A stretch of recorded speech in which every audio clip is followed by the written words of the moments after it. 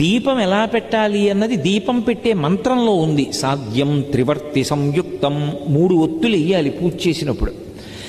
3 జ్యోతులు వెలుగుతూ ఉండాలి పూజ జరుగుతూ ఉండగా. ఇండ్లు వృద్ధిలోకి రావాలి అని యజమాని కోరుకుంటాడు కాబట్టి ఆ 3 జ్యోతులు తూర్పు ముఖంగా వెలుగుతూ ఉండాలి. ఇంకొక ముఖాన్ని చూడకూడదు, తూర్పు ముఖంగా వెలగాలి. 3 జ్యోతులు వెలుగుతున్నప్పుడు దీపం వెలిగించగానే అది మంగళ దీపం, అది ఈశ్వర స్వరూపం. బ్రహ్మ విష్ణు మహేశ్వరులు ఆ దీపాలుగా ఉన్నారు, త్రిమూర్తి ఆత్మకం. ఇక వాళ్ళు ముగ్గురు తప్ప వేరొకటి లేదు లోకంలో.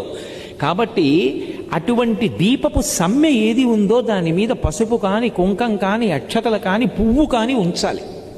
ఎందుచేత అంటే మంగళ దీపం అంటాం. మంగళ దీపము ఉంటుంది, అమంగళ దీపం అని ఒకటి ఉంటుంది.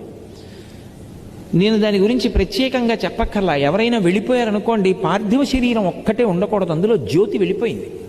అందుకే ఏం చేస్తారంటే పడుకోబెట్టి తలకట్టున ఓ దీపం పెడతారు, దానికి మట్టు మీద పసుపు కుంకాలు వేయరు. అది అమంగళ దీపం. మంగళదీపం ఇంట్లో పెట్టారు అంటే దీపం వెలిగించగానే కాసిన పువ్వులు వెయ్యాలి, లేదా పసుపు వెయ్యాలి, లేకపోతే కుంకం వెయ్యాలి, లేకపోతే కాసిన అక్షతలు వెయ్యాలి, వేసి నమస్కారం చేయాలి. అదే ఈశ్వరుడు.